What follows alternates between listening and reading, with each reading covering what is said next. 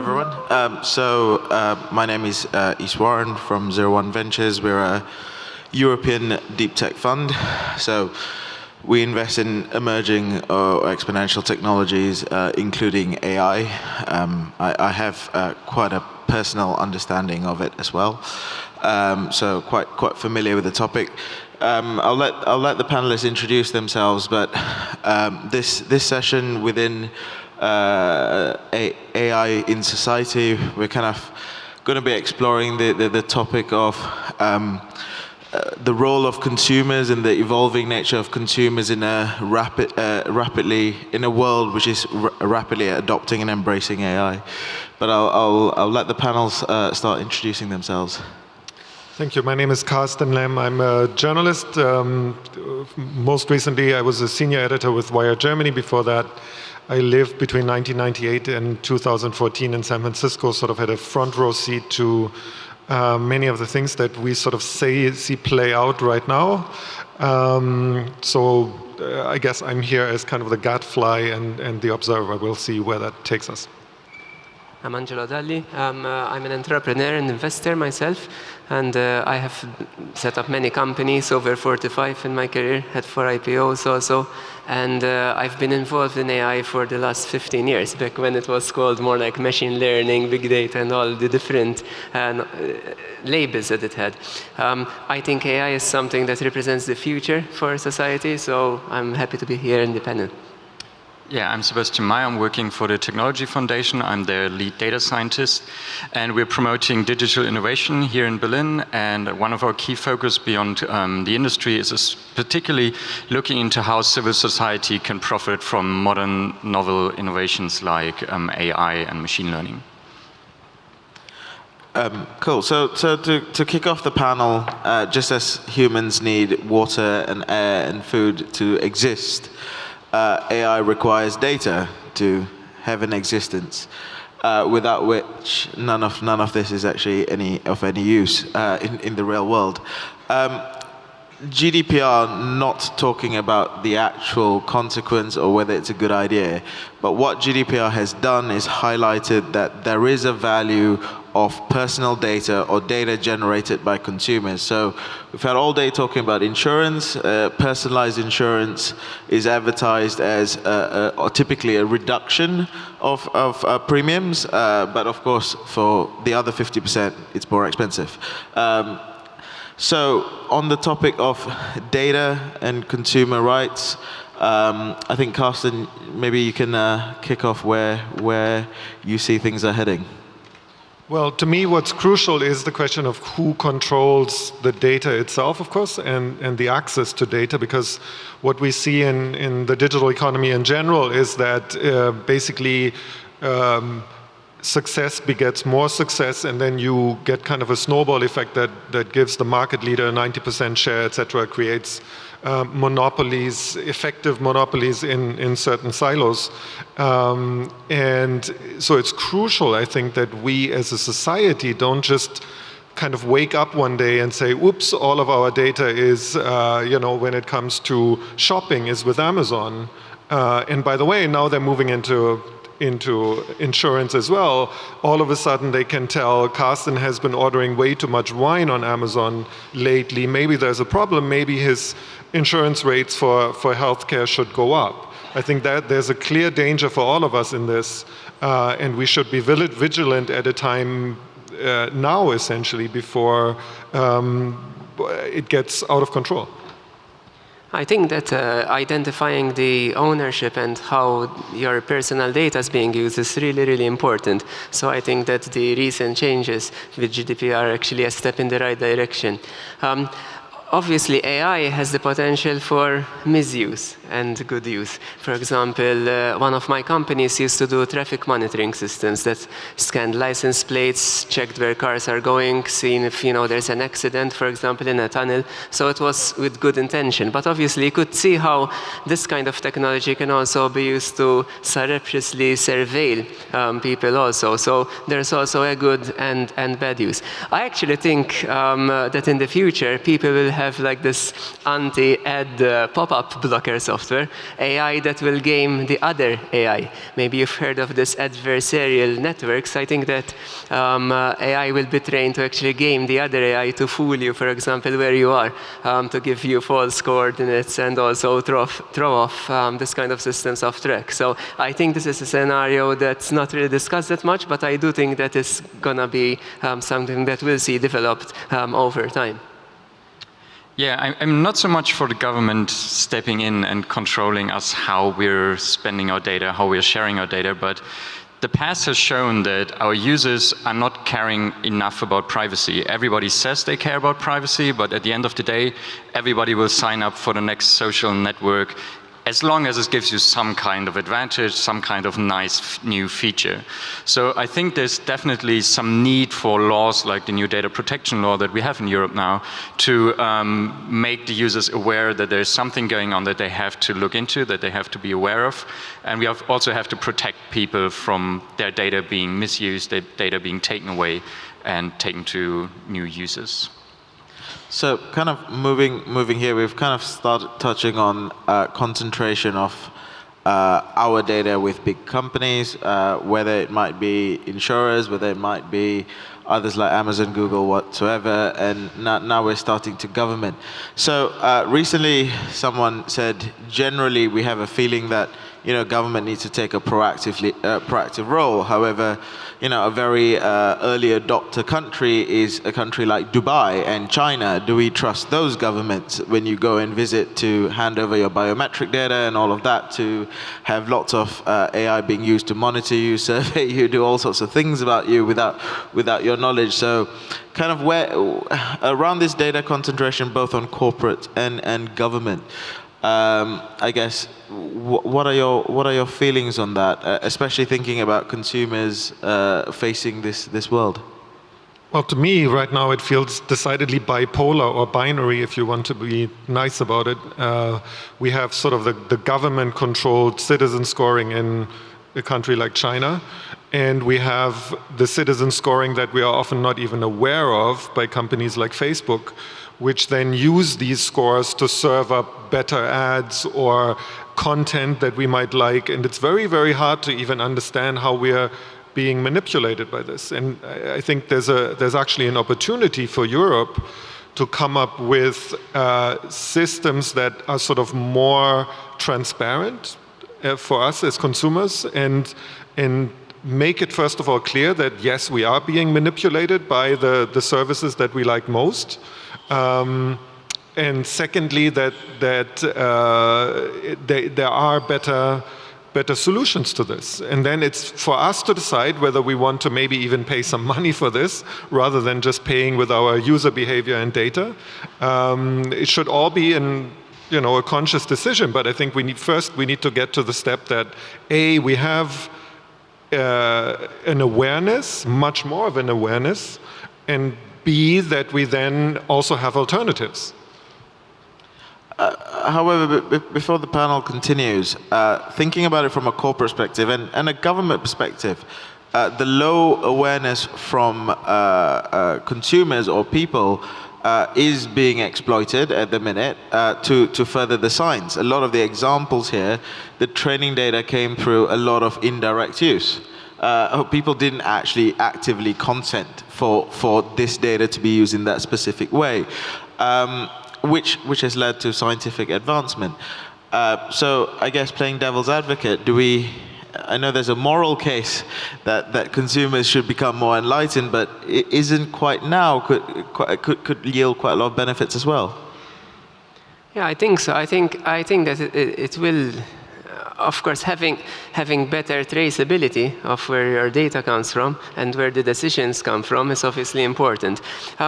Certain AI systems like deep learning, unfortunately, cannot really explain itself on how it's actually taking decisions. So that is something that I think will need to be changed eventually, because I think that as more and more systems become pervasive, people would want an explanation of how the system came about to a decision. And I think there's the question of bias in the training data. because obviously people do take decisions, they are biased, and it's also a matter of society. For example, we were discussing before, like this personal scoring systems. Again, if I have a system that automatically does the right thing for me, for example, searches, if I'm in insurance, searches for running and healthy lifestyle, even if I'm not really doing it myself, but I have a system that does this, so it ups my score.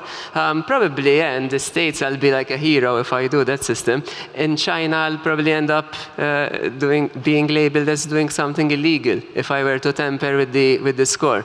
So I think these nuances between societies are going to be very, very relevant.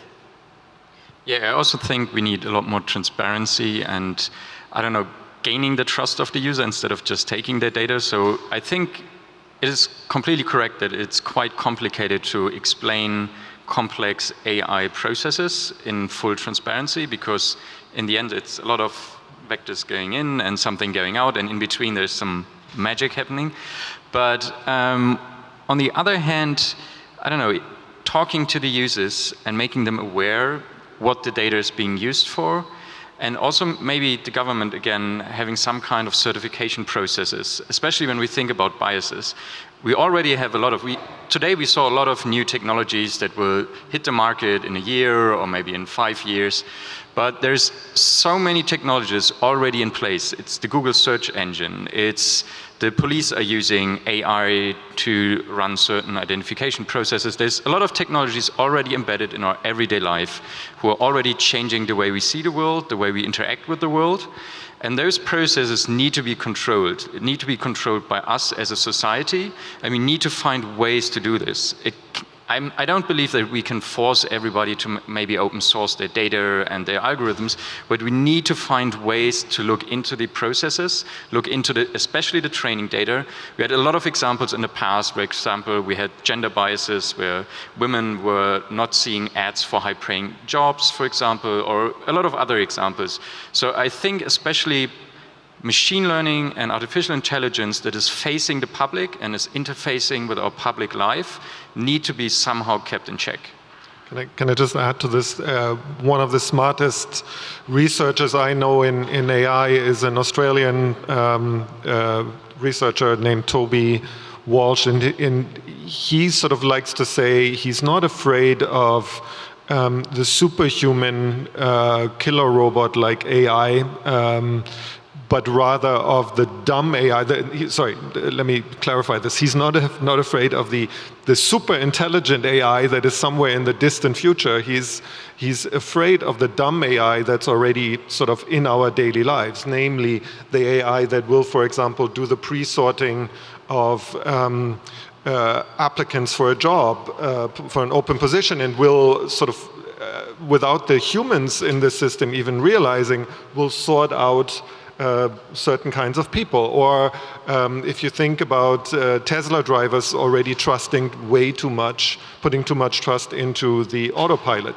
These are the kinds of things where AI is far from being perfect, but it's already omnipresent in our lives, and we as human beings are already trusting these systems too much without asking, well, how did these results come about?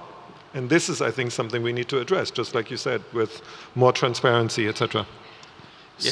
Yeah, and I think we need to address it right now, because I think the social pressure to implement certain technologies in the future, for example, in medicine. So if an algorithm promises us to cure some kind of disease in a very, very efficient way by some kind of diagnosis technique, but systematically maybe ignores a certain part of society because it was programmed that way, this is a big problem. But on the other hand, it's also would be a great achievement if the overall statistics on this special problem would go down. So we as a society already have to decide now how we're going to think about new technologies like this. So kind of thinking about those type of topics that you have raised, kind of one rabbit hole we can explore now is, of course, we're seeing not just earlier we touched on the concentration of data, but we're actually seeing the concentration of where AI is commercially available or can be bought, even as a consumer or even enterprise. A lot of enterprises will be buying AI from Google and Amazon on a core level to build from that point. So really, there are kind of a very few US and Chinese companies now who are really kind of having a large market share of both. Kind of, is there a systemic risk to society by this that we're kind of unconsciously walking towards, or what are your thoughts on what we can do about it? I think there is, actually. Especially Europe, I think, seems to be lagging quite behind in this. So there isn't like a third balancing leg. I mean, if you look at the top 20 AI companies, for example, recently there was this Chinese company called SenseTime that just raised more than $1 billion in total. That is an astounding amount for a relatively new company to raise. And they're all either based in the States or in China. I think the largest company in Europe has around 100 million or so, but it doesn't even make the top 20 list. So I do think that there needs to be also a European perspective in there, because it risks becoming a little bit too unbalanced otherwise. And I do think that there needs to be an ethical framework, like some fundamental rules that people agree upon, to guide the AI developers in all the different countries. Ideally, something that most people accept to be, like universal kind of ground truths. Like, for example, do not weaponize AI, which hopefully most people will agree upon. Yeah, I think we also need to challenge how we set up our infrastructures, because right now we have very centralized AI technology because there are few companies who provide most of the infrastructure. But there's actually a little bit of work, especially from the hacking community, also going into decentralization. So how can we decentralize those systems? How can we empower the people to run those systems themselves?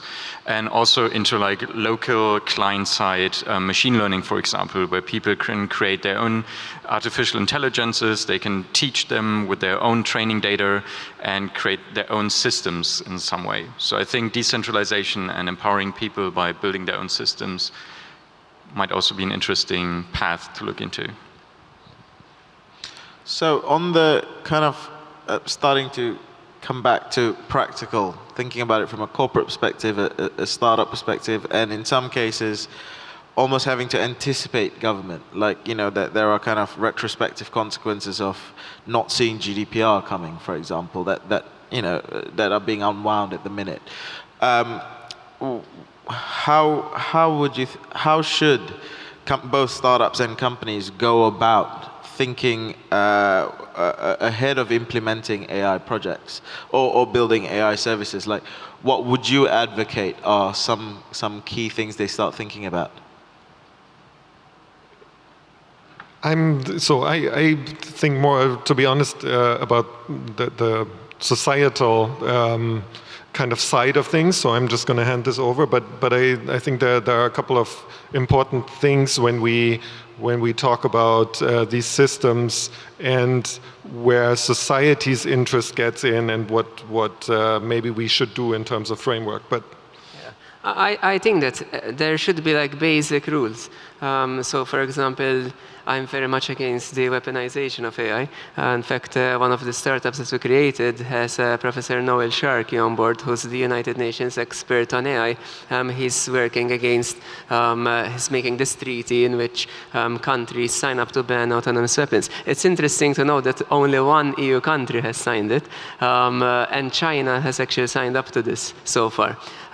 And I think, for example, that AI should identify itself clearly, that there should always be a human in the ultimate chain of command kind of thing, and that there is no, there's no willful damage. I think it are like three basic principles that should always be followed.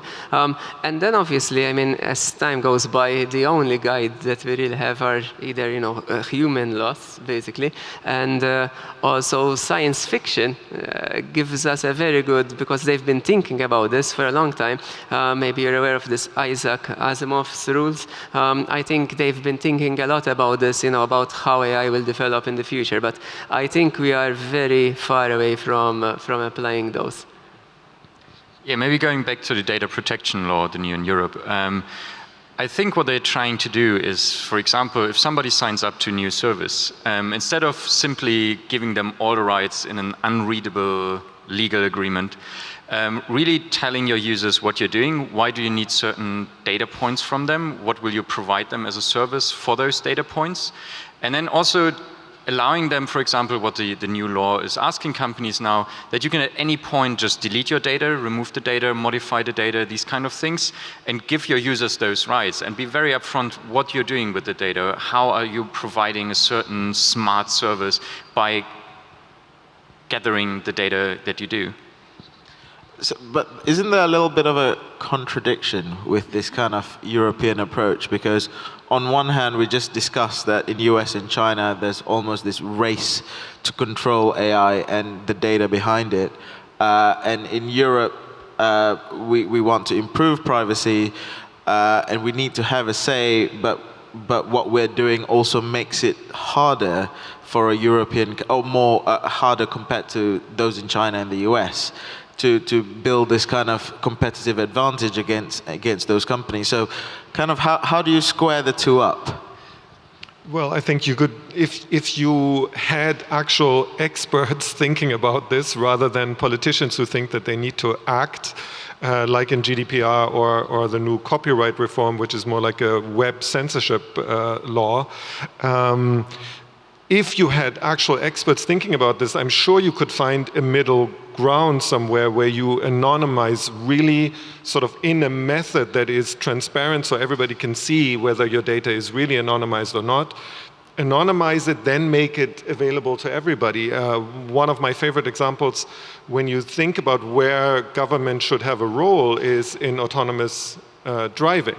Because if currently all the car manufacturers and developers of these systems are essentially allowed to make the same mistakes that everybody else makes because there is no required sharing of data. In aviation, we have seen how the exact opposite yields results, namely every single crash in the world has been looked at and then the results have been shared across the industry. So Airbus could learn from Boeing mistakes, etc., etc. And now we have 1 year after another where we have thankfully fewer accidents than ever before, while at the same time we have far more planes in the sky. So that to me clearly shows that we need to take a similar approach to autonomous driving, where if an Uber car has an accident, then a Tesla should learn from it, Mercedes, Audi, etc. Everybody should learn so that through transfer learning, as it's called, we can much more quickly get these systems to a point where we can actually trust them. I agree a lot actually with this point of view. I think that there should be some kind of like accident investigation board, really, that wherever AI can really impact people, like by hitting them accidentally and killing them, I think this kind of stuff should be investigated properly and the results shared within the community, because it will accelerate, and prevent further accidents, and I think it will also not force, but gently nudge everyone towards a consensus and make the inter-systems learning faster. We had an event a few weeks ago where we were as a French-German collaborative on AI and how we should proceed in Europe. And there we also discussed that we shouldn't always think about this data protection as kind of this restriction on new development and new startups, etc., but also see it as an opportunity to create a new culture, kind of a counterculture to what we see, especially in the Silicon Valley, to use it as an opportunity rather than as a restriction. But obviously, it's going to be hard. It's not going to be like easy to collect data, for example, in Europe, but it could be an opportunity to create some more transparent, better AIs than we see in other places, for example. So I guess before going to any audience questions, very briefly, just kind of picking up on a practical example that happened recently. In the UK, the NHS collaborated with DeepMind on the health side, sharing very sensitive patient information. For research purposes, it was done upfront with a lot of thought, with a panel of experts. A lot of protections were put in place, and the research was actually quite successful. Now, the friends in the media got wind of this, and started writing about it. And so, as governments do, they ordered yet another investigation into it. And what the report concluded was, although the protections put in place were fine, what they didn't ask was that DeepMind make a guarantee that they're not in the future going to make excessive profits from a monopoly resulting from this R&D. A guarantee of non-profit, or a guarantee, a commitment for modest profit, whatever that means. Government like to kind of put this non-definitive terms in. Should be should be the expectations of governments collaborating with companies on kind of these type of really big positive situations. So that's kind of what we're faced in Europe as a practical example, Sebastian. So kind of how do you see this going? Should we expect more of this, or things to kind of become easier? We should probably expect more of this. I mean, I'm a completely pro open data, and if the data is probably anonymized, I don't see any problem why they didn't release the data to all companies. Then there wouldn't be that problem, because any company could then easily build their machine learning, their AI based on the data.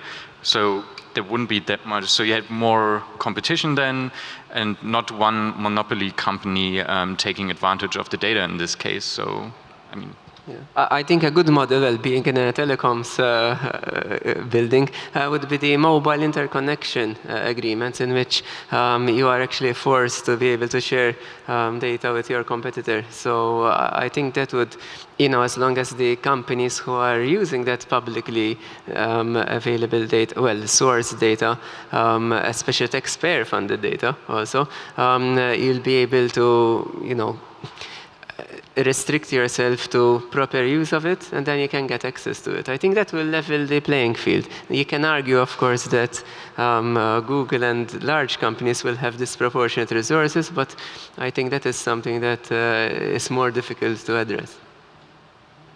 Do we have time for one or two audience questions? Yeah, I think we do. I left a couple of minutes. Does anyone have any questions for the panel? Can I just use this? Is there any question? I don't see any hands. Otherwise, yes. One hand here. There's. Hi.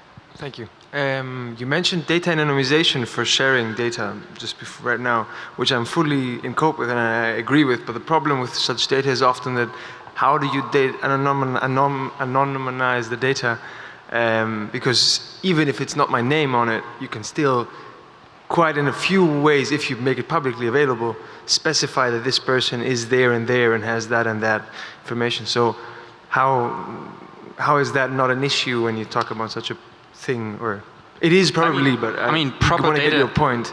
Yeah, proper data anonymization is super complex. I mean, I work with spatiotemporal data, especially with spatiotemporal data. It's super easy to identify individuals even if you properly anonymize the data. But there is a lot of techniques. Sometimes you synthesize data, and sometimes you, change the granularity of the data. I mean, there are ways of doing it. Of course, the data gets a little bit, it's not as perfect as it was before, definitely. But there are ways of anonymizing data in a way that you cannot identify individuals afterwards. But it's difficult.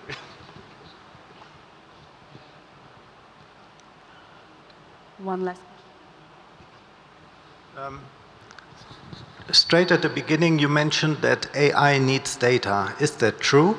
I mean, to me, the first example that comes to my mind is AlphaGo, who started just with rules and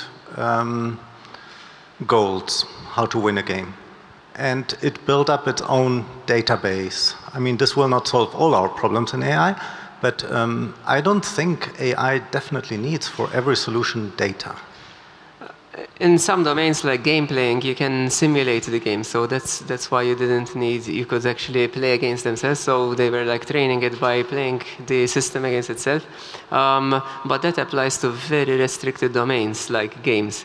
In the real world, unless you make a perfect simulation like in the Matrix, you will need data to solve real life problems. And what this shows, of course, is how we are using these days AI as a catch-all term for all kinds of approaches. I mean, a lot of what you hear being referred to as AI is, of course, the neural network / deep learning approach, and that tends to rely on tons and tons of training data examples that the system kind of learns from like a child learns, except it's much less efficient than biology.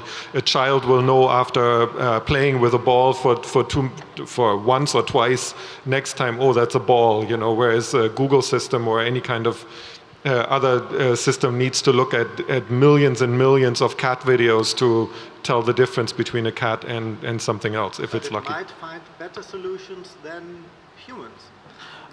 There is an interesting, in fact, deep learning equivalent of the AlphaGo thing that, for example, on videos, what has been recently been done is to actually feed the system like mirror images and like just slightly rotated versions. If you look at the TensorFlow blogs, you'll find it's quite recent, to increase the amount of data there's available. So that's another way of training the system with less data than you can actually get there. But I think to your point, there is a trend that I'm aware of doing more with less and less data. But principally for the vast majority of cases, some data is required. And if you look at things like medical, you can't simulate real patient data. You have to acquire it. Even though you instead of needing billions, you now need millions, and then it will be thousands. But whether we can go less than thousands is really up for question. I think that would be my view on it. I think we might be out of time. So thank you to our panelists, and thank you for listening. Thank you.